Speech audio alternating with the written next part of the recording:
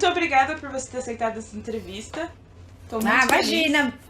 Obrigada por me convidar, Natália. Então, conta pra gente um pouco sobre você, antes de você começar a sua carreira, como que era o seu contato com arte? Nossa, desde criança, assim, eu gosto muito, muito, muito de música. E é uma coisa que não veio da minha família. Minha família, assim, gosta de música, mas normal, assim, sabe? Eles não eram muito loucos por música igual eu. Meu pai gostava de Beatles, gostava de rock, gostava de MPB, sabe? E minha mãe gosta muito de música sertaneja. Minha família toda é do sertanejo, tipo Chitãozinho Chororó, Almir Sater, Zezé de Camargo, Luciano, esses sertanejos que bombavam, assim, né, nos anos 80, nos anos 90. Mas nunca as pessoas ficaram ouvindo muita música. E eu amava, desde sempre amava, sempre queria comprar disco. E com filme é a mesma coisa. Pra mim, a maior diversão, assim, eu era uma criança super agitadora, gostava muito de brincar, mas minha maior diversão era assistir filme com minhas primas e tudo, assim. E aí eu lembro que quando a minha mãe assinou uma TV a cabo, que eu já era adolescente, eu fiquei simplesmente louca de ter um monte de canal que passava filme, que passava documentário. Então eu passava, assim, muitas horas por dia assistindo televisão. Muitas, assim, tipo, eu lembro que uma vez, eu devia ter meus 17 anos, eu tava no shopping e uma mulher veio fazer uma pesquisa comigo sobre televisão, e eu tinha que responder as perguntas. Ela, quantas horas você assiste por dia de TV? Eu comecei, porque eu assistia muitas, assim, muitas. E ficava vendo MTV muito, eu assistia muito clipe, gravava os clipes, assistia muito filme, muito documentário. Tinha um canal chamado People and Arts, que ficava passando vários documentários sobre tudo. Documentário de serial killer, documentário sobre as grandes construções do mundo, sabe? Então, televisão foi meu primeiro contato com arte, assim. E fala pra gente um pouco sobre você, qual que é a sua formação, no que você tá trabalhando hoje. A minha formação, eu me formei em comunicação social com habilitação em cinema na FAAP. Eu morava em Ribeirão Preto, antes eu me mudei para São Paulo para fazer essa faculdade. Já no meio da faculdade, não, até antes, na verdade, quando eu entrei mesmo, eu achava que seria bem difícil trabalhar com cinema, porque os trabalhos, pelo menos na minha época, de estudante de cinema, não eram remunerados, né? Os estágios eram todos voluntários e tal, e eu precisava do dinheiro, então eu falei, gente, isso aqui não vai dar muito certo, não. Conheci algumas pessoas que trabalhavam já formadas, trabalhavam há um ano e meio e ainda não ganhavam seu próprio dinheiro, porque tinha muito essa coisa da camaradagem, né? Tem muito sobre isso, até muitos textos sobre profissionais da área falando sobre isso, mas enfim, foi incrível a minha experiência de estudar cinema. Nossa, jamais faria diferente. Eu aproveitei muito a faculdade também, bastante. E adorei. E aí já comecei a trabalhar em revista e depois em TV. E hoje eu tenho meu canal, que é Hollywood Forever TV. E também tenho playlists na TNT, o Tretas TNT. E faço bastante coisa pra TNT também, né? Tem o Girl Power vs Mundo Treta, que dá uma parada aí na pandemia, mas já volta. E faço outros trabalhos pra casa também. E no seu canal, no HFTV, você aborda muitos assuntos, né? Assim como na TNT. Como a cultura pop e o foco mesmo é a cultura pop, né? De onde surgiu o interesse por essas figuras peculiares? Mais uma vez, acho que da televisão, assim, eu gostava muito de um programa do que chamava E! True Hollywood Story, né? Que sempre falava da vida dos artistas e dos problemas. Tinha um lado mais dark, assim, sempre umas histórias um pouco trágicas. Então eu adorava o aspecto meio sensacionalista, assim, também, sabe? Tipo, fama, dinheiro, mas não era tudo assim. Mas isso era legal porque era uma biografia do artista mais realista, né? Então, eu gostava muito desse E! True Hollywood Story. Eu adorava os programas de notícias de celebridades que passavam na hora do almoço. Eu estudava à tarde, então eu assistia esses programas. Tinha um que chamava Hard Copy. Nossa, eu amava. E era bem de celebridade. Aquele autópsia de famosos. Nossa, eu amo esse programa. Nossa, é viciante. O Discovery ID é um canal muito legal, assim. Sempre que eu vou assistir TV mesmo linear, botar nos canais, assim, né, mudar de canal, eu sempre fico no no Discovery ID. Eu adoro esse assunto. Eu acho muito legal mesmo. Você começou nas revistas, né, como a Rolling Stone, você teve uma grande passagem aí pela TV, trabalhou na MTV muito tempo, e você começou a produzir conteúdo para a internet logo depois. Uhum. Quais são as maiores diferenças de produzir para essas 3 fontes de comunicação? Olha, quando eu entrei para trabalhar em revista, engraçado, né? Porque eu entrei pra trabalhar justamente com internet na revista. Era uma coisa super embrionária. Era no site da revista Caras, que foi meu primeiro trabalho. E pra você ter uma ideia, tínhamos eu, a Margarida, né? Que era minha colega, que era estagiária, cuidando de vídeos. Então a gente gravava e editava a gente. E para fazer as matérias do site, subir notas e tal, tinham 2 pessoas, né? Uma jornalista e uma estagiária de jornalismo também. Então pensa, e um chefe. Pensa que tinha, então, 4 pessoas, mais o chefe. Então, assim, ninguém tava muito nem aí pra internet. E era... Nossa, nem aí. E era meio difícil, porque às vezes a gente tinha umas ideias super legais, né? Pra aumentar os views dos vídeos de caras, tal. Mas ninguém tava nem aí. O orçamento era muito priorizado. As pessoas priorizavam a revista, sempre, né? Impressão, né? Não, olha, é muito louco, muito louco. Sempre no impresso. Eu impresso. Nossa, a revista. Vai fazer pra revista. Era assim, ó. E a gente era meio que... E aí hoje tem um amigo que trabalha... pode falar. Eram os adolescentes, né? Os cults da revista. Super. A galera jovem. Tipo, coitados. É do site. Sabe, tipo... a gente pode falar com você... É do site. Ninguém tava nem aí. E tem um amigo que trabalha hoje lá na Caras, e o site é a maior parte, né? Obviamente, Sim. da revista. Então, muita coisa mudou. Mas eu já comecei trabalhando com internet. E eu fico muito feliz que isso mudou. Também, quando eu fui pra Rolling Stone... Eu fiquei pouquíssimo tempo na Caras, aí eu fui pra Rolling Stone. Na Rolling Stone também entrei como vídeo repórter. E era esse esquema, né? Eu produzia, captava, editava, legendava, meio fazia tudo, assim, dentro do editorial da revista, que é incrível, né? Assim, era tudo... Eu gostava muito da revista Rolling Stone. Eu queria muito trabalhar na revista quando eu fiquei sabendo que ela veio pro Brasil. E foi o meu chefe da Caras que me levou pra Rolling Stone, né? Porque a revista era da editora do pai dele. E então eu falei assim, gente, eu não acredito, sabe? Tipo, que incrível. E realmente foi uma experiência incrível. Eu conheci muitas pessoas maravilhosas. O Ademir, que faz live comigo, conheci lá.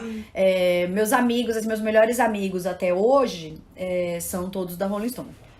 Então, assim, eu adorei essa passagem pela Rolling Stone. E também, assim, lá a questão de site já tinha um investimento maior, já tinha uma importância maior.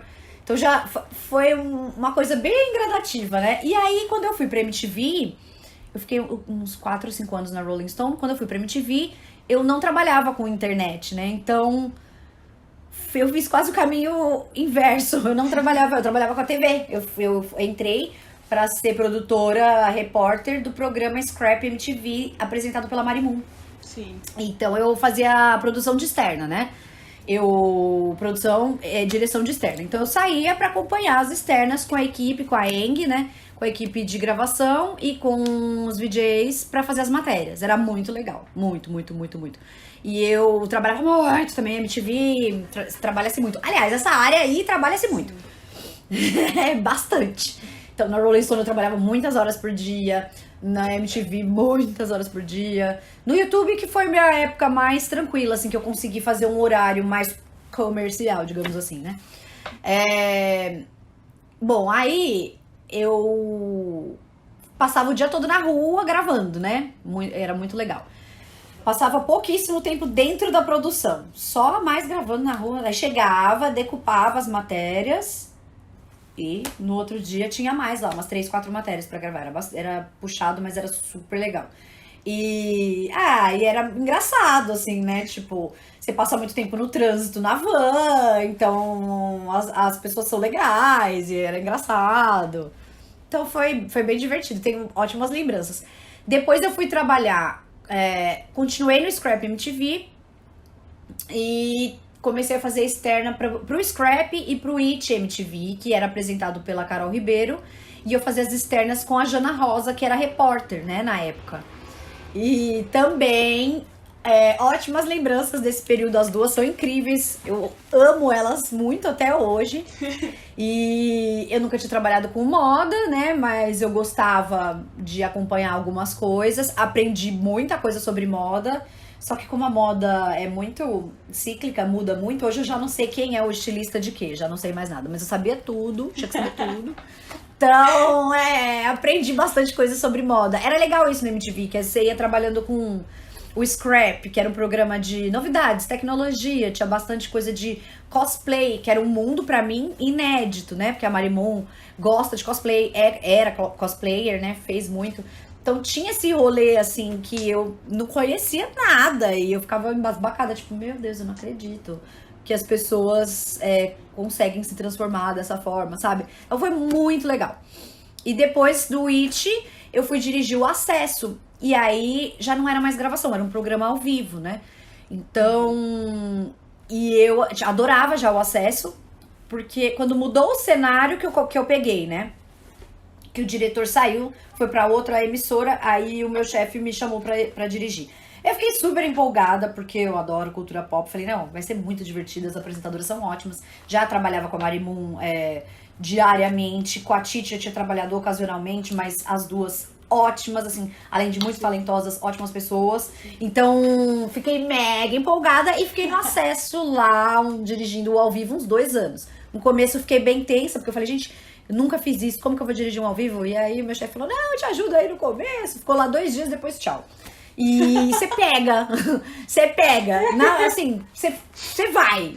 E aí eu lembro que chegou um belo dia que eu tava lá assim, sem nenhum nervoso. Aí eu, gente, não é que vai mesmo? Uma hora vai, Puts, né? Você começa bate, né? É igual dirigir carro, todo mundo falava pra mim, é igual dirigir carro. Eu falei, mas eu não dirijo carro. E agora? Como é que eu vou fazer? Eu não sei como que é isso. Eu acho que carro também é assim, uma hora você relaxa, né? Tipo, você interioriza as coisas e vai. Mas foi muito legal também a experiência do Acesso, porque a MTV é uma... Agora, não sei como é que tá, mas tenho certeza que esse lado talvez tenha sido mantido. Mas na época a MTV era uma TV muito aberta Sim. ao que você propusesse. Então eu adorava fazer uns GCs bizarros. Não pedi pra ninguém, mas fiz os GCs bizarros. Aí quando viram, falaram, muito legal o GC bizarro. E se não gostavam, falavam, não, olha, para com isso. Então você tinha meio que ir fazendo, e se alguém não gostasse, falar, não gostei, né? Os chefes, no caso. Não gostei, para com isso, tá bom, vou parar. E então tinha bastante abertura pra você ser mais, autoral nesse sentido, assim, pra se colocar, dar um estilo. Isso eu acho que era uma característica da MTV, talvez uma das melhores. Também você trabalhou quando a MTV era TV aberta ainda, não era? Ou não? Sim, que era da Abril, né? Eu acho que agora ela é toda da Viacom. O público, ele era mais aberto, né? Ele era mais o povo. E hoje não são todas as pessoas no Brasil que têm acesso à TV a cabo. Eu mesma fui ter TV a cabo com 19 anos de idade, então Sim. Quando a MTV parou de ser transmitida em TV aberta, eu fiquei bem chateada. Mas... Nossa, foi triste. Mas assim, eu acho que também a direção, mesmo da MTV gringa, ontem eu tava falando sobre... Foi a primeira aula do meu curso, né? Dessa segunda vez que eu tô dando o curso. Eu tô adorando, é muito legal. E eu tava falando justamente sobre o surgimento da MTV e depois como foi... da MTV Estados Unidos. E como ela foi minguando, assim, em termos de música, lógico, né? Como eles passaram a dar mais importância para reality shows. E agora, a MTV Brasil, essa MTV TV a cabo, como ela é toda da Viacom, eu acho que ela tá seguindo exatamente os passos da MTV americana, né? Que mais programas e tal. não tem tanta coisa musical. Tem menos do que na MTV aberta, que era aberta, né? Tem alguma coisa, tem o hits, né? Mas tem menos. Eles estão mais focados nos realities mesmo. E ok, né? Tipo, cada vai tendo uma fase. Mas, logicamente, eu sou super apegada a essa outra fase. Que atingia mais pessoas e que era mais focado na música. Uhum. E falando sobre produção cultural, a gente sabe que ela é um engajamento de todas as áreas referentes a fazer alguma coisa acontecer, né? Chegar no público final. E isso envolve muito a parte dentro do escritório, a parte normalmente dentro de um estúdio, né? Em relação ao contato humano, você como produtora de conteúdo, que foi diretora de programas de televisão, como o público é visto por você? Nossa, eu acho que talvez seja a coisa mais importante de todas na hora de produzir o conteúdo, sabe? Porque, como eu te falei, eu tive muita sorte de trabalhar com um assunto que eu realmente gosto muito. Eu achei que o som tivesse dado pau, mas não, tá gravando, vou voltar de novo. Ufa. Eu tive muita sorte de conseguir trabalhar com assuntos que eu gostava, mas assim, sempre que eu ia escrever um roteiro, eu vou pegar o Acesso como exemplo, né?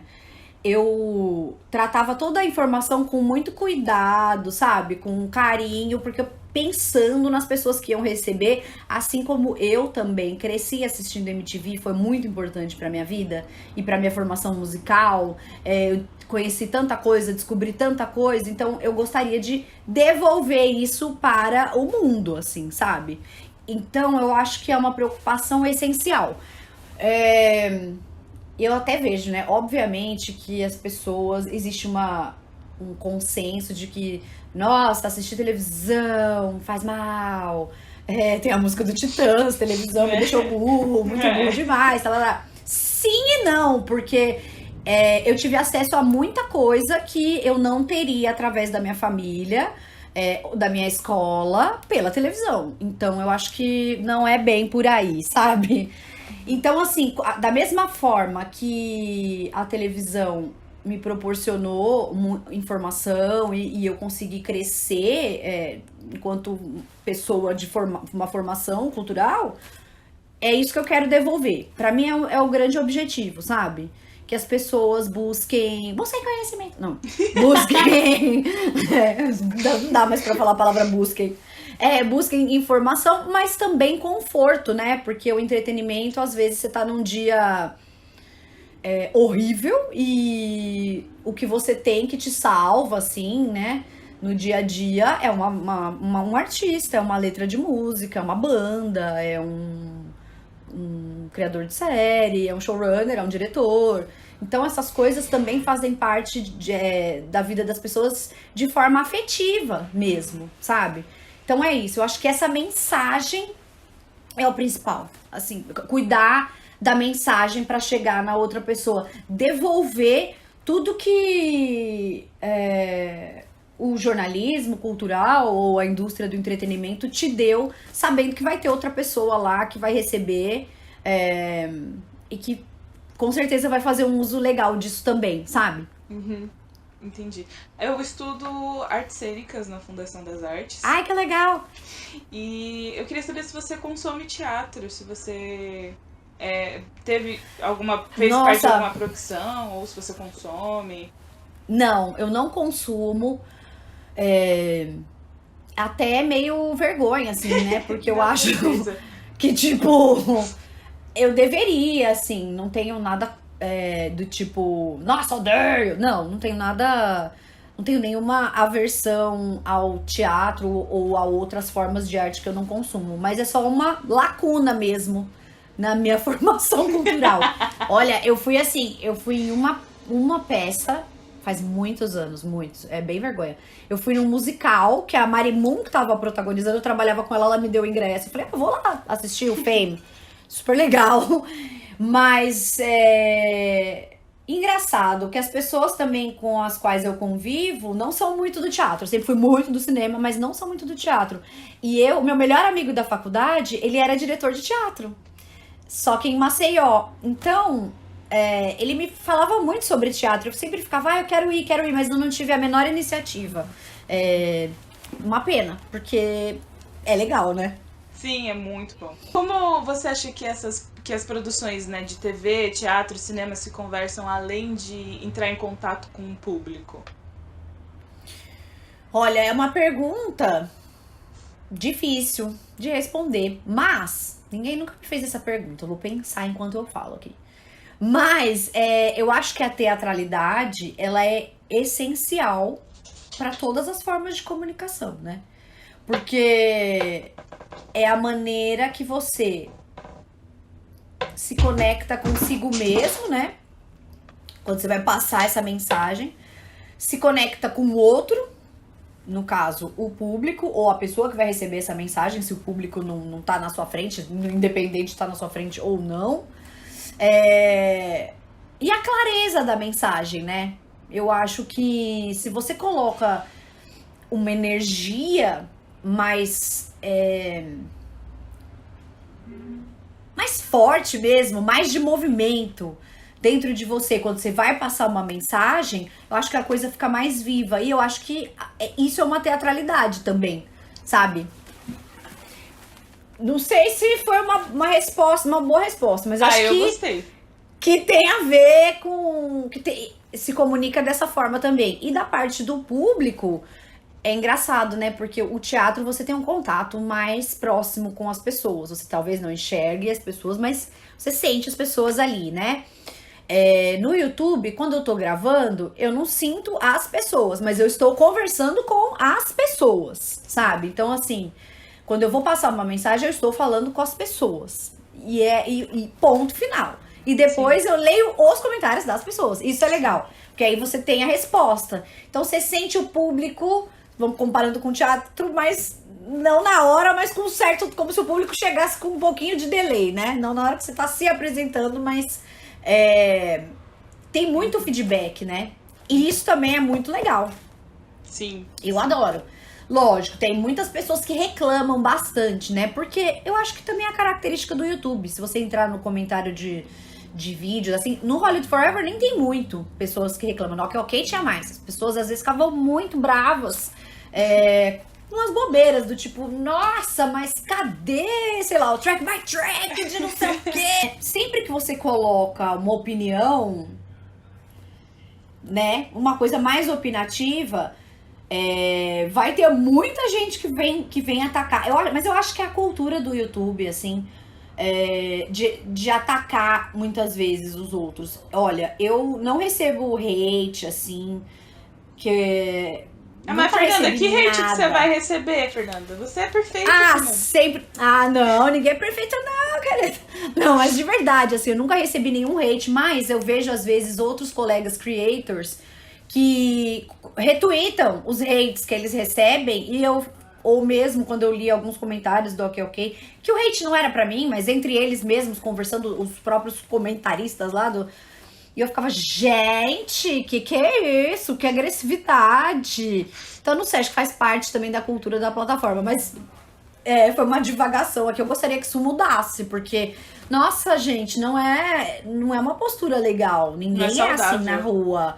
Não é. E assim, tudo bem, tem umas pessoas que no dia a dia são agressivas, mas normalmente ninguém vai querer ficar dando rolê com elas, né? Assim, agora, nos comentários, a pessoa chega e já blá, blá, blá, blá. Nossa, eu vi hoje mesmo um colega meu, um amigo, retweetou um monte de hate que ele tava tomando. Eu falei, nossa, gente, como que a pessoa fala isso pra outra? Nem conhece. Ganha o quê com isso? Então é uma cultura que tinha que acabar, eu acho, sabe? Mas não sei como tirar essa...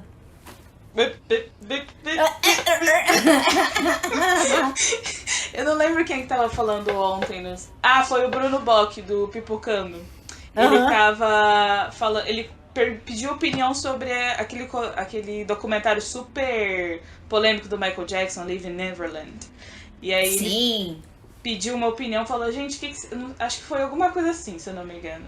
E aí o pessoal começou a atacar ele, tipo, gringo veio começar a atacar ele, tipo, você tá dando palco pra essas mentiras, blá, blá, blá, blá, blá. E ele falou, gente, eu só pedi uma opinião aqui, eu só quero assistir. Nossa, essa questão do Michael Jackson realmente virou Por exemplo, ele, né? Ele chega e fala uma opinião do Michael Jackson. Os fãs do Michael Jackson vão falar, não, exato o que você falou, tô dando papo pra essa mentira, cara. As pessoas que acreditam nos depoimentos do Living Neverland vão falar, porque você sequer mencionou o Michael Jackson. Então, assim, tem muito... É muito agressivo, né? As opiniões extremas são muito agressivas. Às vezes o criador fica... Assim, eu não passei por isso ainda, mas eu acho que todo mundo vai passar. De ficar assim, tá bom, então, o que eu faço? Sabe? Tipo, porque também, na hora de criar o conteúdo, eu acho que o criador de conteúdo não pode ter é medo. Sabe? Tipo, medo de pedir uma opinião sobre um documentário. O que vocês acharam de Living Neverland? Medo de falar, eu não gosto de Harry Potter. Não tô falando de discurso de ódio e de pessoas racistas ou preconceituosas de nenhuma forma, sabe? Mas assim, porque isso já pra mim já envereda pro crime. Já é outra coisa e é tipo um problema de caráter da pessoa, sabe? And crime. Tipo, não tô nem falando de situações extremas de discurso de ódio e tal. Tô falando de opiniões mesmo, né? Não confundam opinião com coisa que não é opinião, ninguém. Mas vai, por exemplo, eu tava falando de Harry Potter, eu acho, não lembro quando foi, ou de Star Wars. Eu não gosto de Harry Potter e também não gosto de Star Wars. Não acho que é horrível, nossa. Simplesmente não... todo mundo...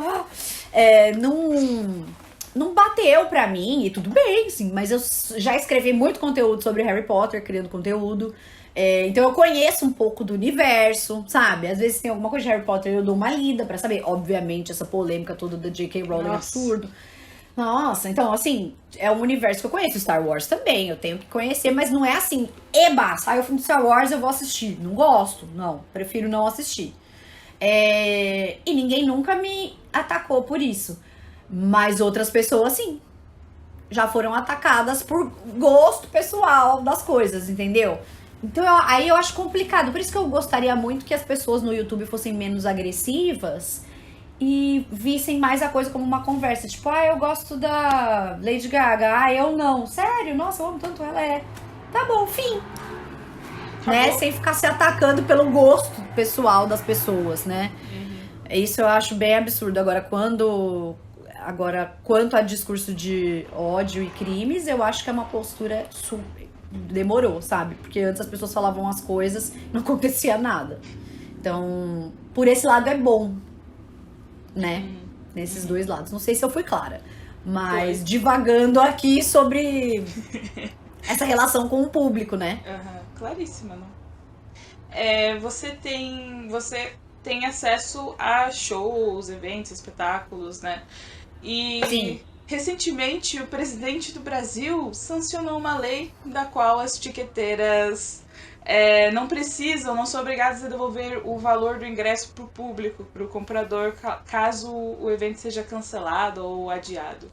Queria saber como é que você vê essa decisão. Acho terrível. Terrível, porque vou dar um exemplo bem pontual, né? A Lana Del Rey vinha pro Lollapalooza. Eu sigo muitos fã-clubes no Twitter, né? Twitters dedicados a Lana Del Rey. Quando ela confirmou o show dela, eu vi que muitas pessoas fizeram de um tudo pra vir nesse show, que eram de cidades distantes de São Paulo, que em tese não tinham dinheiro pra vir pra cá, muito menos pra comprar o ingresso, sabe? Então, assim... É uma falta... Bom, como tudo que Bolsonaro faz, é uma grande falta de respeito com as pessoas, né? Eu não vejo nada no governo do Bolsonaro que respeite alguém. É sempre desrespeitando o cidadão, sempre desrespeitando o menor e favorecendo grandes corporações e bancos e a família dele mesmo e ele mesmo e essa crença de seita dele bizarra. Então eu acho assim terrível, é o descaso, é um grande descaso absoluto. As pessoas vão ficar com medo de comprar os ingressos, principalmente agora que aconteceu essa pandemia que ninguém tinha vivido, né? E e as pessoas vão falar, ó, e se acontecer tal coisa? E se acontecer outra coisa? Talvez as pessoas não vão se esforçar muito pra ver um show mais, não. Terrível. Simplesmente terrível. Mas, assim, eu não esperava outra coisa, nenhuma outra postura do Bolsonaro, porque se falou arte e Bolsonaro é água e óleo, não se mistura. Então, Exatamente. tenho certeza que ele ainda vai destruir muito mais a cultura. Infelizmente. Uhum. Concordo. Momento da aguinha. Nossa, eu tenho muita sede. E vamos mudar de assunto, vamos falar de um assunto mais legal. Como é que Sim. surgiu a ideia de fazer o HFTV, o Hollywood Forever TV? Foi um projeto que você já queria começar faz tempo? A ideia surgiu no estalo? Me conta um pouco mais. Foi assim, eu queria fazer o Hollywood Forever TV já...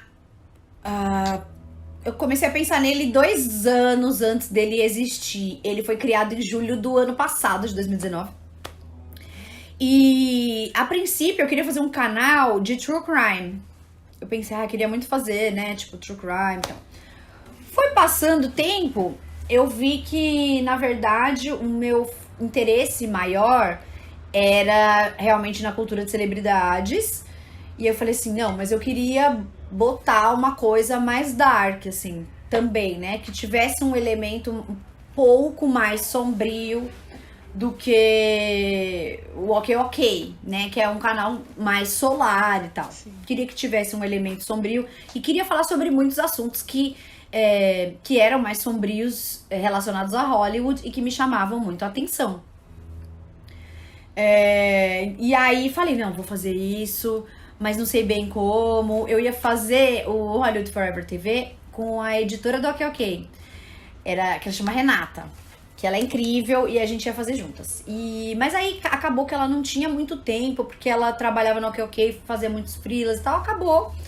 E aí, quando eu conheci o meu marido, foi uma coisa que a gente falou, vamos. Eu falei, eu queria muito fazer esse canal e tal. E ele também, né? Inclusive, foi uma das coisas que nos aproximou, tem um interesse, a gente tem muito interesse em comum. E aí ele falou, vamos fazer esse canal e a gente faz as coisas que a gente gosta. E essa é a linha editorial, né?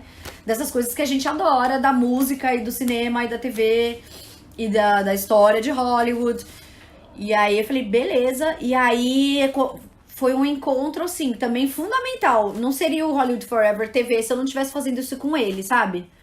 Porque ele é super autoral. Ele é super autoral também. Ele tem um estilo, ele é super talentoso, trabalha com isso. Então, tem um cuidado. Então, a gente tem talentos bem complementares, assim. E aí, realmente, assim, saiu do jeito melhor do que eu esperava, assim. Então, foi um encontro realmente muito importante. Além de ser meu marido, né, da minha vida pessoal, mas da minha vida como um todo, né? Um projeto nosso. E é legal para um casal também ter um projeto assim, sabe? Uhum. É muito legal. Ter um projeto de vida, assim, né? Eu achei fofinho. O canal, ele tem uma marca muito registrada, assim, né? Tem as cores fortes, vocês usam bastante neon, né? Na arte do canal. Como foi esse processo de produção do canal? O que veio primeiro? Uhum. Você escreve os roteiros? Como é que é feito esse processo? Bom, o Hollywood Forever, pra quem não sabe, sou eu e meu marido, né? Acabei de falar. Mas sou eu e o Nico. E aí, a gente pensa, qual pode ser o próximo, né? Aí, por exemplo, gravei aqui da Lady Gaga. Aí ele fala assim, a gente podia fazer tal coisa, né? Aí é verdade, a gente podia fazer. Aí ele sugere, eu sugiro, às vezes eu falo, tava com mais vontade de fazer tal. Beleza. E aí a gente vai pensando juntos, o que a gente vai fazer nas próximas semanas. Às vezes a gente tá no fim de semana ver uma coisa, nossa, um quadro legal seria tal coisa, hein? É verdade. Mas voltando lá no começo, né? O roteiro, eu faço toda a pesquisa, eu faço todo o roteiro, não tem ninguém que revisa, sou eu mesma. Dá bastante trabalho, porque é responsabilidade, né? Assim, porque quando você começa a pesquisar uma coisa, nem sempre você tem as coisas tão claras. Então você tem que ver uma pessoa falar isso. Melhor exemplo, vídeo da vida da Marilyn Monroe. cada lugar fala uma coisa. Então você tem que deixar isso claro pra sua audiência também, sabe? Tipo, ao invés de falar, pega uma coisa e, ai, tô satisfeito. É outra profundidade de informação. Então eu li uma, falou um negócio, daí eu peguei outra, falou outro. Peguei outra coisa, falou outra. Peguei na Wikipedia, falou outra. E aí eu falei assim, gente, realmente a vida dela é uma coxa de retalhos que é impossível de montar. Então você tem que dar algumas dessas, sei lá, 8 versões da vida dela, né? Mas algumas e falar assim, olha, ninguém sabe de fato. Uma biografia fala isso, na outra fala isso. Então, assim, tem que ter muita certeza e dedicação na hora da pesquisa, né? Como ninguém mais vai ler meu roteiro, só eu, às vezes eu boto só uns tópicos, né? E eu já tenho tudo na cabeça. Boto as datas, falo assim, aqui eu vou falar sobre aquele negócio lá da tia dela, Ah, lá, lembrei, já sei. Quando eu faço Tretas TNT, eles querem que os roteiros fiquem registrados, né? E as pessoas vão ler o roteiro, é diferente, né? Envolve mais pessoas, não sou só eu e o Nico. Então aí eu escrevo realmente blá, blá, blá, blá, tudo.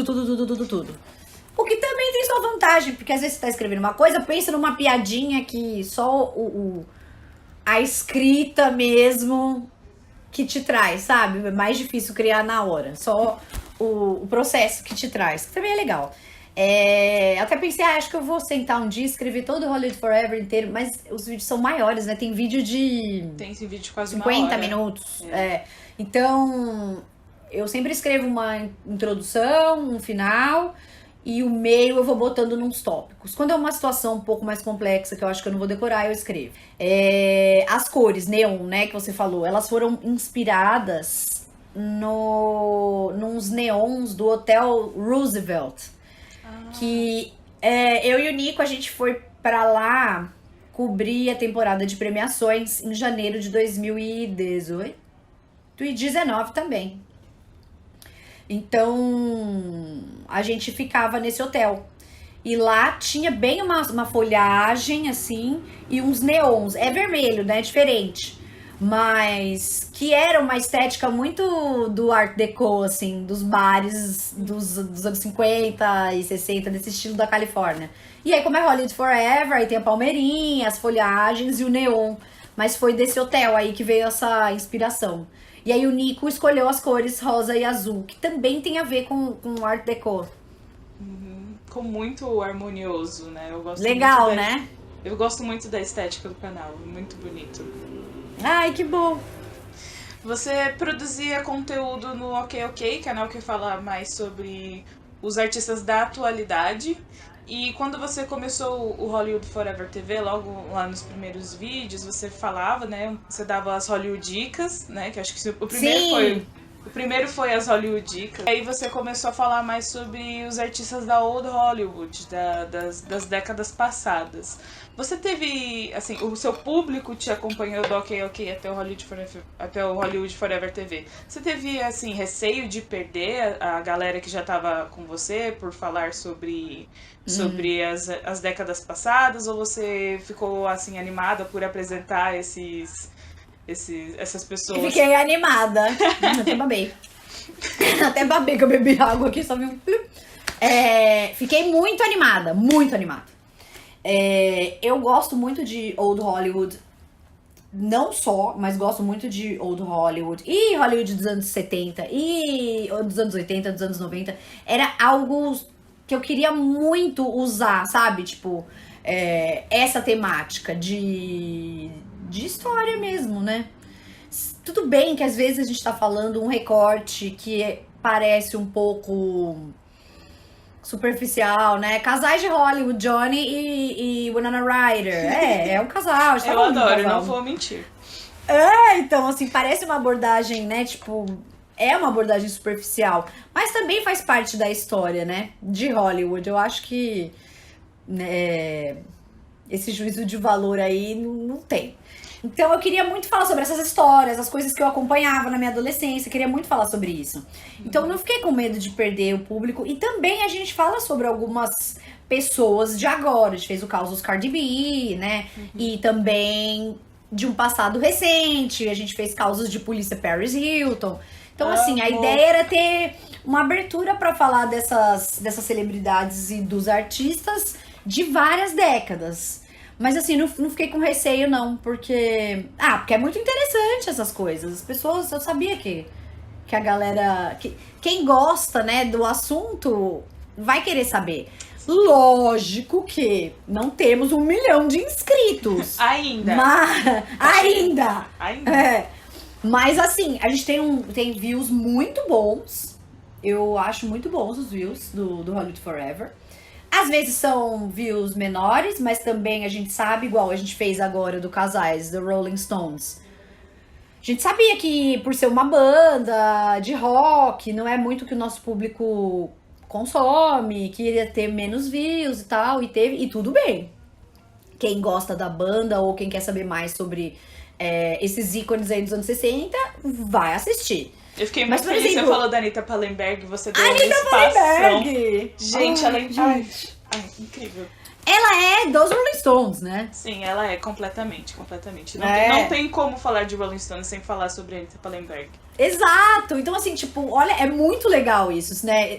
Esse recorte. Eu sempre adorei ler sobre isso. Então, eu tenho certeza que tudo bem que não vai dar um monte de view, mas vai ter gente que vai ver, vai gostar, e vai querer saber mais sobre.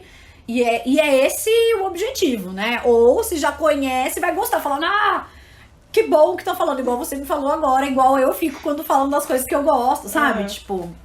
Eu queria muito um casais de Hollywood Beatles, porque eu queria muito que dessem espaço pra falar sobre a Cynthia, porque assim, eu sou muito, muito fã da Cynthia. A Cynthia me fez ser fã de Beatles, assim, eu tenho camiseta Que demais, da Cynthia. Natália! Eu não acredito, eu nunca conheci uma pessoa que era tão fã assim da Cynthia Lennon. Nossa, eu mandei fazer uma camiseta da Cynthia.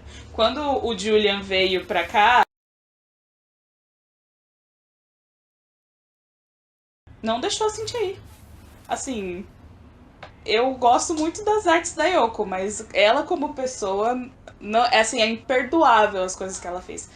Gente! São muitas Nossa, eu coisas. preciso ler. Não, eu quero ler esse livro antes de fazer essa história. Por favor, faça isso. Dê visibilidade pra Casais de Cynthia. Hollywood, John Lennon. E ainda fala da Yoko, fala da Cynthia e da Yoko. E falar Uau. Da May Payne. Menina, nossa senhora. namoro supervisionado. Eu falei que Supervisionado coisa é essa? pela Yoko. Gente, é muito louco. Ai, gente. Assim, são muitas coisas. Da estética. Isso, Então, isso. eu faço roteiro. Tarará, e... bom. O Nico dirige, né? Ele faz toda a luz, toda a iluminação, todo o desenho de luz. Ele também faz a direção da edição, que não somos nós que editamos, é a Luana Pimenta. E ela é simplesmente maravilhosa, ela é uma excelente editora e ela gosta muito de pesquisa. E ela se envolve muito no assunto pra fazer edição. E isso faz, e ela tem muito carinho pelo canal e pelo material, então isso faz total a diferença, né? E o Nico faz essa direção de edição, né? Ele acompanha a edição junto com a Luana. Então é assim que a gente trabalha. E aí, quem fez foi um designer, né? O Neon e tal. O Nico falou assim, quero mais ou menos assim e tal. Deu as refs, as cores. E aí ele fez o logo pra gente. Que legal. Mas fica legal, né? Uhum. Então é tudo meio que vem do neon, assim. Os thumbs também. O Nico faz os thumbs. E vem tudo meio do neon, assim. As cores que a gente escolhe sempre que remetam a cores neon. Os produtores de conteúdo, eles falam muito sobre conteúdo relevante, né? O que é conteúdo relevante pra você? O que é conteúdo relevante? Nossa, que pergunta difícil. É que é tão... Como eu falei, né? Às vezes as pessoas têm uma relação tão afetiva com a informação e com o conteúdo que você vai dar, que uma coisa que pode ser super idiota pra gente, ou banal, uma outra pessoa vai ter um estalo, sabe? Com relação a isso. Eu acho legal. Eu acho muito legal. Mas eu entendo quando as pessoas falam de conteúdo relevante, né? Porque às vezes as pessoas acham que elas são o conteúdo, e só elas, e que isso basta. Não basta. Você precisa ter uma mensagem, você precisa ter algo além de você mesmo pra passar pras pessoas. Aliás, na minha opinião, você mesmo é o que menos importa. Você precisa tratar com carinho, com respeito a sua audiência, sabendo que ela vai receber aquela informação, que ela vai... que você tá conversando com ela, você não tem que se colocar de uma forma que você é maior que o seu conteúdo. Talvez, pra mim, pode ser uma definição de conteúdo relevante. O conteúdo tem que se sobressair, sabe? Tipo, tudo bem se as pessoas gostam do meu estilo, gostam de como eu apresento. Isso eu adoro, lógico, eu acho isso muito legal. Mas assim, eu não sou o foco do Hollywood Forever. O foco do Hollywood Forever são essas pessoas. Esse casting maluco que a gente tem aí, que tem a Marilyn e o Charles Manson e a Cardi B, entendeu? É o assunto. E às vezes eu acho que a pessoa dá uma viajada, assim, e fica se botando demais. Não sei se é irrelevante, pode servir pra uma pessoa, mas eu acho desinteressante, sabe? Uhum. E olha que eu amo reality show, hein? Mas lá tem conteúdo também, porque é roteirizado inteirinho aquele negócio. E as Kardashian não vão parar, menina? Ah, nossa. Então... Nossa, eu fiquei... Me deu um vazio existencial que elas vão parar, mas eu entendo, porque as últimas temporadas dava pra ver que eles não conseguiam mais situações inéditas, assim. É difícil, porque... tudo bem, o reality show ele é descontraído e tal, mas sempre tem que ter um mote, né? Qual é o mote de hoje? Hoje a Kim vai lá fazer um ultrassom da bunda pra provar que não tem silicone. Sempre tem um mote, né? Uhum. Então, ok, beleza, sabe? E ao contrário do que muitas pessoas pensam, né? Que, mas o conteúdo das Kardashians é só sobre elas. Cara, não. Eu tenho uma visão, tipo, de assistindo o Keeping Up with the Kardashians, de toda uma organização da Momager, de como ela promove os talentos que são filhas dessa sociedade, desses ricos em Los Angeles ou em Calabasas, sabe? Tipo, você tem uma visão de mais coisas aí, né? Que mecanismo. Não é? Tipo... Que mecanismo. Exato. Eu adoro. Infelizmente vai acabar, mas também entendo. São muitos anos, né? Você falou que você tem uma equipe, né? Você, seu marido, a editora. Qual que é a importância dessa equipe com você? Com um produtor de conteúdo no geral, né? Nossa, eu acho fundamental, porque... Eu acho que eu entendo também quem gosta de trabalhar sozinho, é legal e tudo, mas você perde um pouco de alguns aprendizados. Parece óbvio o que eu vou dizer, né? Mas assim, às vezes a gente tem o que eu tô dizendo? Às vezes a gente tem umas certezas absolutas, assim, tipo, não, certeza que isso aqui rola. Certeza que isso aqui rola. Eu sou assim. Eu tenho umas certezas. E eu tô errada várias vezes, entendeu? E se eu tô sozinha, eu vou ter certeza. Então, às vezes eu falo assim, aqui eu posso fazer tal, tal, tal. E o Nico fala assim, nossa, mas será que não... Blá, blá, blá, blá. Aí eu, nossa, é verdade. Concordo, sabe? Então, eu gosto de trabalhar, mas também não gosto de trabalhar com equipes muito grandes. Gosto de trabalhar com equipes pequenas, mas aí já é uma particularidade minha. Uhum. Prefiro trabalhar com equipes pequenas. Acho que os vídeos, o conteúdo que você tá produzindo fica até melhor, né? Porque, por exemplo, aquele vídeo da vida e morte de Graham Parsons seria impossível sem uma equipe, né? Nossa, eu amo aquele vídeo. Impossível! Nossa, fazia tempo que a gente queria fazer esse vídeo. Quando a gente foi lá viajar de férias, a gente falou, nossa, um dia a gente tem que fazer... Antes de existir o Hollywood Forever, quando a gente tava planejando... A gente falou, nossa, a gente tem que vir aqui fazer um vídeo aqui, que vai ser muito legal. E foi muito legal de gravar. Ontem eu tava conversando no meu curso, né? Me perguntaram sobre essas gravações lá em Los Angeles. Tipo, você foi só pra gravar ou de férias? Eu falei, os dois. Mas é difícil, né? Porque você nunca consegue a parte das férias. Mas eu me diverti tanto gravando, que eu acho que foi meio férias, assim. E olha que eu divido bem essa história de trabalho e o que é trabalho e o que é diversão e descanso, mas... Era uma coisa que a gente queria muito, né? Todos os vídeos que a gente gravou lá, a gente queria muito. Então, quase que eu não vi, assim, como trabalho. A gente trabalhou bastante, mas passou, sabe? Foi bem divertido, né? Foi divertido. Porque a gente queria muito gravar esses vídeos. E é isso, o que mais? Sim! Então, eu acho que se você grava sozinho, monta sozinho, é super legal, vai dar certo. Não acho que você precisa... achar necessariamente uma pessoa pra você trabalhar junto, porque às vezes só você quer fazer aquele assunto e você sabe gravar lá na sua casa e você sabe editar e você já sabe o que você quer falar. Eu acho isso ótimo. Nada é pra ser um engessado. Cada um tem o seu modo de trabalho. O que não pode é deixar de produzir conteúdo porque não tem uma pessoa, sendo que você consegue, sabe? Não pode enfiar a trava. Mas eu gosto da troca. Porque tira umas certezas que você tem, né? Você tem mais visões. E aí você aprende também no processo. A gente tá no meio de uma pandemia de Covid-19 e muitos artistas de outras áreas estão migrando para a internet para continuar trabalhando, né? Para continuar produzindo, para continuar em contato com o público. Como é que a pandemia te afetou? Como é que estão os seus projetos? Me afetou um pouco. Eu acho que a demanda de trabalho caiu no início. Agora já está sendo retomado, mas obviamente as pessoas ficaram com razão muito assustadas, né? Então, do ponto de vista comercial, não vou falar do ponto de vista da saúde ou do ponto de vista pessoal, assim, né?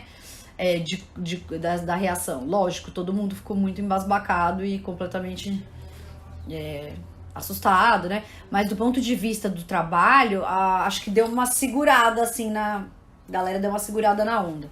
Mas eu continuei mantendo com a TNT, por exemplo, a gente começou a gravar aqui na minha casa, e continua. A gente comprou um chroma pra gravar as coisas em chroma aqui em casa. E rolou super, né? E rolou super, ficou muito bom. Então, ótimo, já tem mais uma coisa que dá pra gente fazer aqui. Mas outros trabalhos, né, de roteiro, por exemplo, sumiram, que eu faço, assim, várias vezes por ano. Que mais? Mas olha que legal, esses roteiros sumiram, mas o curso, por exemplo, foi uma coisa que surgiu e eles estavam fazendo vários cursos online e começaram a abrir turmas e tamo aí, já tô na minha segunda vez como professora. E é muito legal. Então também teve oportunidades, né? Então eu acho que o saldo pra mim foi positivo. Comprei esse chroma, algo que talvez eu não fizesse. Foi um chroma barato, chroma da internet, assim que você acha no segundo link. Uma estrutura bem furreca mesmo, assim, tipo, no caso, coitada da estrutura. Mas não é nada sofisticado, ele é mole, então você tem que pôr bem bonitinho pra não cair. E foi legal. Então o saldo de trabalho eu vejo como positivo. De oportunidade, assim. Eu tava falando dos artistas que migraram pra internet. Como é que você vê essa migração? Eu acho ótimo. Porque, assim, no começo, eu acho que as pessoas também vão começar a respeitar mais a internet. Porque parece um pouco exagero, né? Pelo papel que a internet tem nas nossas vidas, que é fundamental. Mas hoje, se você faz um trabalho, vamos pegar de marcas, porque de conteúdo não tem muito isso não. Mas você pega uma marca, você vai fazer um merch aí pra televisão e um merch pra internet. O merch da internet é muito mais barato, mas muito mais barato. Entendeu? Com tipo, certeza. Infinitamente mais barato. Aí você fala, às vezes o alcance pode até ser maior. É que a televisão, eu sei, alcança muita gente, tal. Mas dependendo do canal pro qual você tá fazendo, a internet alcança mais gente. Então, assim, eu acho que quando as pessoas se acostumarem a ver as outras na internet, mais pessoas de mais idade, várias idades, vão saber que tem conteúdo consumível que elas vão gostar na internet, né? Tipo, eu vejo meus pais, eles não têm o costume de ficar entrando no YouTube procurando vídeo, não tinham, né? Aí eu trabalho com isso, eles assistem. Aí já recomendo uma coisa legal. E meu pai adora o assunto de ET, de alienígenas. ET, ele ama. Então ele fica vendo vários vídeos. Agora ele já é uma pessoa que consome YouTube, sabe? Então, assim, de repente essa pessoa consome um determinado artista em outro meio, e aí pela pandemia essa pessoa tá fazendo uma live ou qualquer outra coisa na internet, leva mais gente pra internet, pro nosso conteúdo produzido na internet, pras pessoas que produzem conteúdo na internet. Eu acho super positivo. Você tá fazendo... Eu queria todo mundo na internet.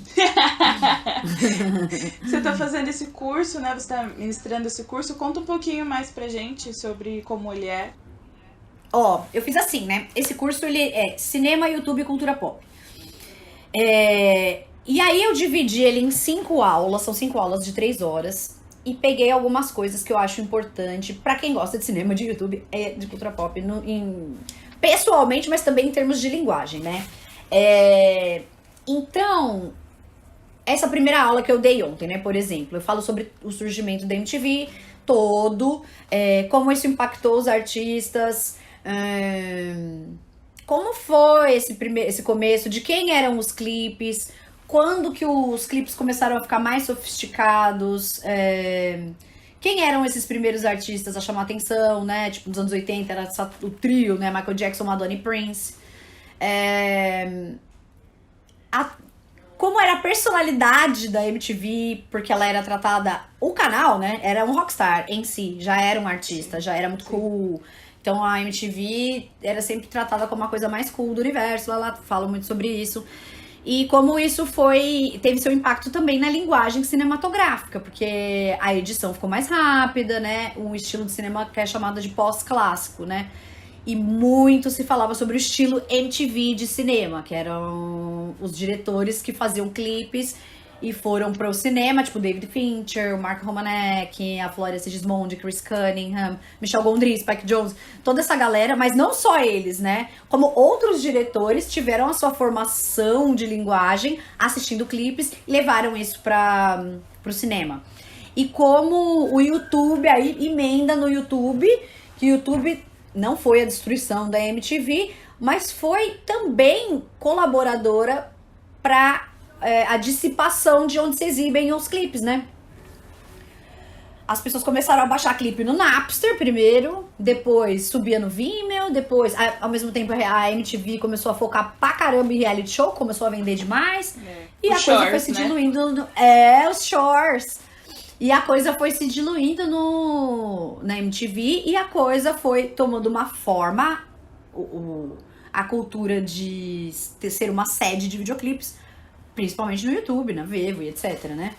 E aí eu falo sobre isso, falo sobre, né, nesse primeiro módulo, só pra você entender, assim, mais ou menos, né, como que os 3 assuntos conversam. Falo também sobre a cultura de resenha de filmes na internet e como isso impactou o próprio cinema, né? Porque existe uma qualificação muito grande da audiência. Eu falo também sobre os filmes dos rockstars, tipo filmes do Elvis, filmes dos Beatles, e os desdobramentos disso depois também, tanto pra música quanto pro cinema, né? O que aconteceu com isso. Muito legal o curso. E aí, eu tinha separado... Aí eu ia fazer uma aula só sobre live. Ia fazer uma aula só sobre... Qual que era a outra? De found footage. Tinha bastante coisa, né? Que é, assim, a textura da linguagem da internet no cinema. E essa ainda tem um pedaço. Mas eu resolvi, pela necessidade... Pela conversa mesmo da aula... que eu tinha que montar, as pessoas da primeira turma que eu fiz, elas queriam muito montar canais, e eu falei assim, então tá, vou pegar esse conteúdo, vou acelerar e vou fazer uma parte prática. Então tem essa parte prática que é muito legal, E aí eu dou essa parte prática também, de ajudar as pessoas a não só fazer um canal no YouTube, mas a criar conteúdo, principalmente tirar essas travas, assim, que são tão comuns na nossa área, né? As pessoas vêm com umas travas pra cima da gente, a gente tem insegurança. Então, algumas coisas pra tirar essas travas da criatividade e da produção de conteúdo. E também algumas coisas técnicas do YouTube, como você pode melhorar o alcance do seu vídeo, essas coisas. Confesso que essa coisa do algoritmo... eu não pratico muito isso, eu vou mais pelo conteúdo mesmo, né? Mas eu conheço algumas coisas disso que podem te ajudar, mesmo que o seu foco seja conteúdo. Então, é muito legal. Eu tô amando. Você teve muitos trabalhos, né? Como a gente já falou ao longo da entrevista, quais foram as suas produções que mais te marcaram, né? Quando eu falo produções, suas entrevistas, os seus vídeos. Nossa, muita coisa, assim. Não consigo citar uma coisa assim. Mas eu acho que fazer a apresentação do tapete vermelho do Grammy foi muito especial mesmo, assim. Porque além de entrevistar os artistas, que é obviamente super legal, e fazer perguntas que você... Lógico, né? Uma entrevista de red carpet não é uma coisa profunda e nem nada, mas dá pra você perguntar algumas coisinhas que você gostaria de saber da pessoa, principalmente sobre o evento em questão, né? Então, isso é muito legal. E também o mecanismo... Que mecanismo! De funcionamento desses tapetes. Isso é muito legal. Como que você... Não é que a pessoa chega, olha pra sua cara e... Oi, vim aqui te dar uma entrevista. É difícil conseguir a entrevista. Tem uma pessoa que vai buscar as pessoas pra trazer pra gente, né? Que tá lá no tapete vermelho.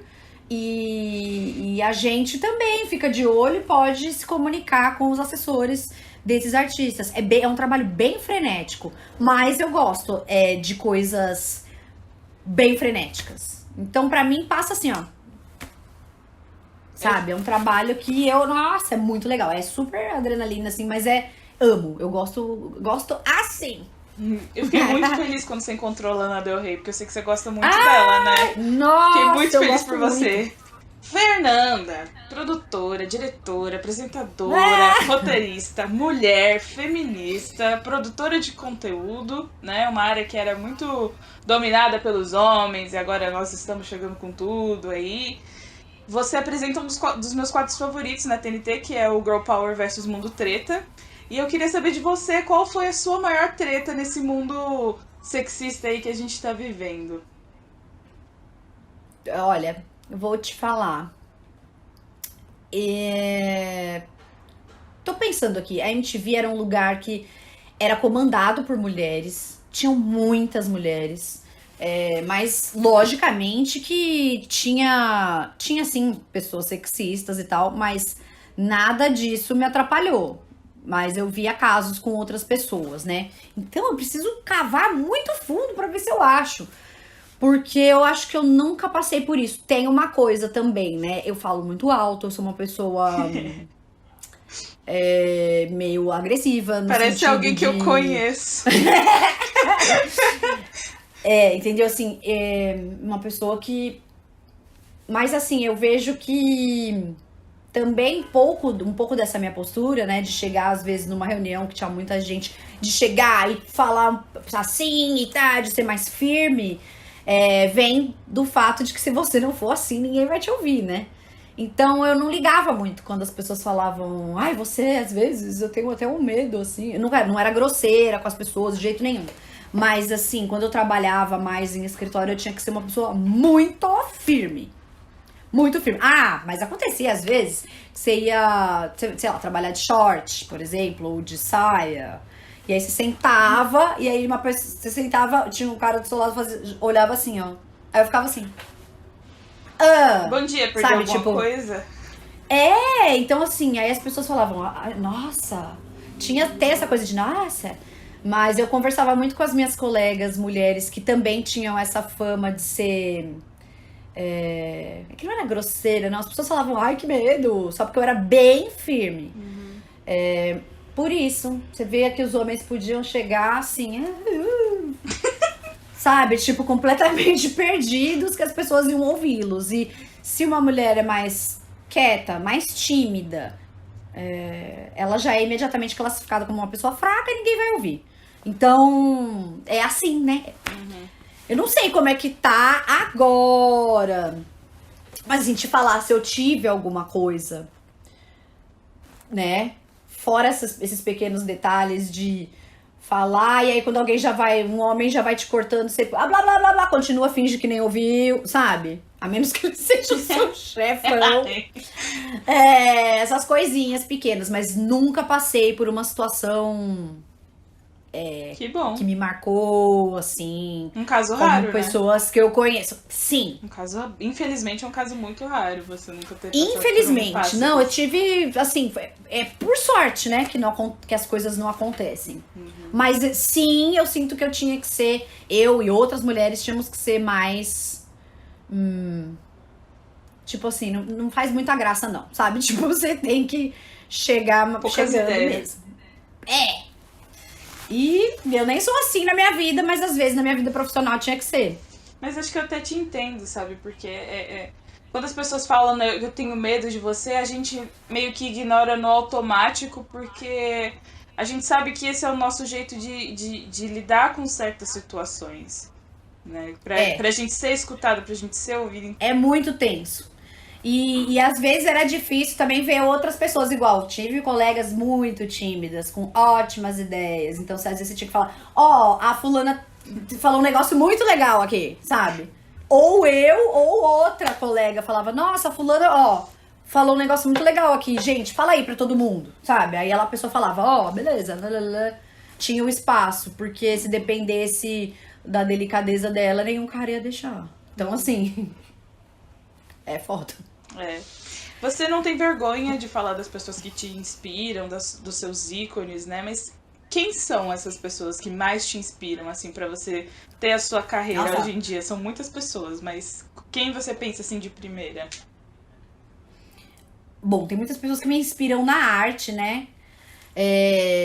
Todas as pessoas que eu adoro, assim, de música pop, David Bowie, a Britney Spears, a Lady Gaga, essas pessoas são muito inspiradoras, assim, agora.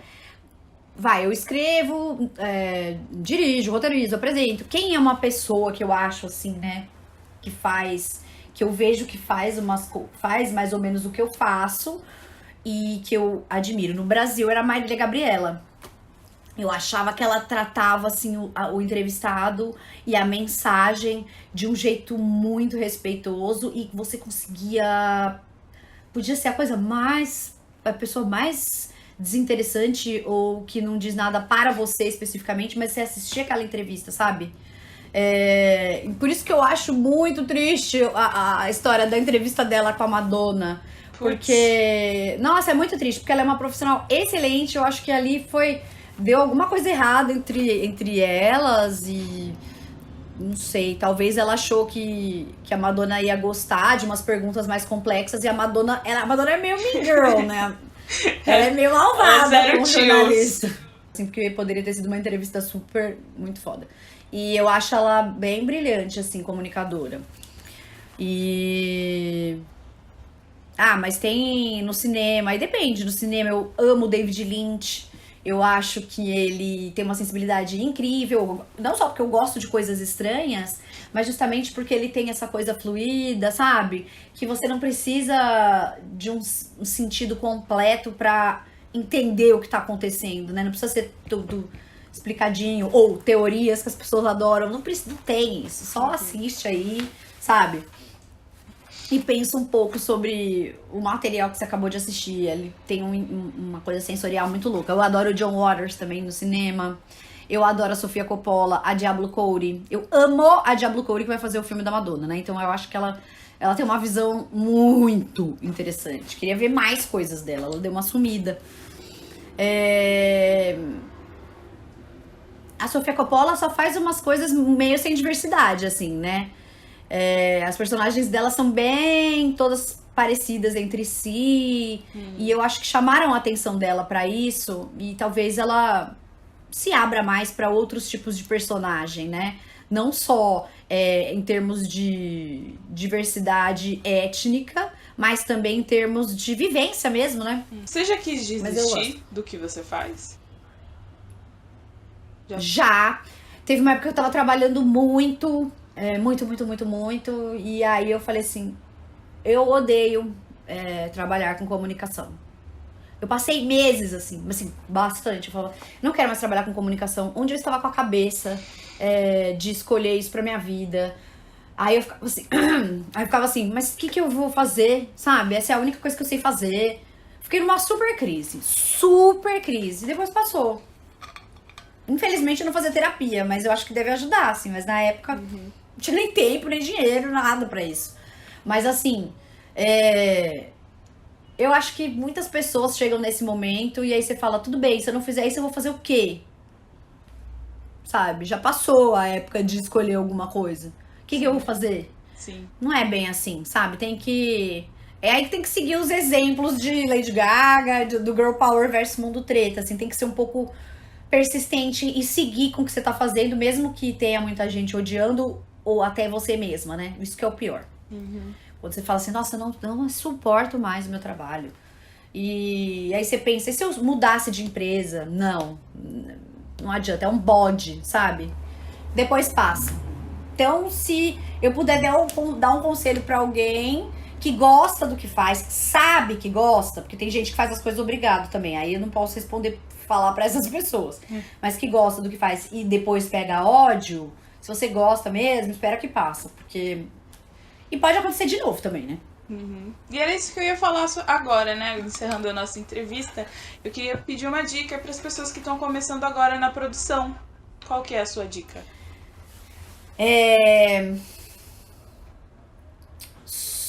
Se soltar pra criar esse conteúdo, sabe? Se você vai entrevistar alguém, se solta pra criar essas perguntas. Se você vai fazer o roteiro de um vídeo, ou se solta pra... Parece meio hippie, né, falar isso. Se solta. Não, mas é verdade. Eu acho que eu muitas vezes queria fazer um trabalho tão bom que eu esqueci de ouvir a minha intuição de comunicadora. Tipo, se dê um crédito também, que aquilo que você intui que é legal, sem se preocupar tanto com o agradar o outro e o resultado. Lógico, às vezes você segue sua intuição, você tá soltinha, vai chegar e alguém vai falar, ó, não é bem isso que eu queria. Ah, tudo bem. Mas é o caminho de podar é mais fácil do que o do destravar, entendeu? Essa é uma dica. Bastante paciência também. E tem uma coisa que eu acho no nosso meio, que tem umas urgências muito grandes, né? Se você vai trabalhar com televisão, tudo parece, às vezes, um problema pequeno, as pessoas em volta de você começam a tratar como um caso de vida ou morte. Lembre-se que não é. Né? Ninguém é cirurgião, sabe? Então, isso tem muito, porque já é uma profissão que você vai ter muito imprevisto. Produzir as coisas, né? Você tem que lidar com o imprevisto. Se você começar a se cobrar que tudo seja uma questão, sabe? Nossa, senão acabou. Você não vai ter saúde mental depois pra continuar. Então, dê importância para aquilo que tem importância, se solta, and uma coisa muito importante que é se divertir também. Lógico, não dá pra ser ingênuo, não vai dar pra se divertir o tempo todo, mas procure o lado bom daquele trabalho que você tá fazendo sempre pra se agradar, e aí uma coisa leva a outra, aí sua intuição funciona melhor, nem sempre vai dar, mas quando der, faça isso. Fernanda, muito obrigada por essa obrigada entrevista. A você. Eu adorei muito, esse papo foi super leve, eu tava super nervosa. Falei, meu Deus do céu, vou falar com a Fernanda. Ai, imagina! Nossa, você foi ótima. Suas perguntas foram ótimas. Eu adorei a entrevista. Ai, obrigada. Real. Muito obrigada mesmo. Parabéns. Muito obrigada Imagina! mesmo. Obrigada a você pelo convite. Espero que dê tudo certo aí, que as pessoas gostem e que todos fiquem animados pra criar conteúdo sem travas, que é o principal. Ai, tomara, viu? Obrigada, Fê. Beijo!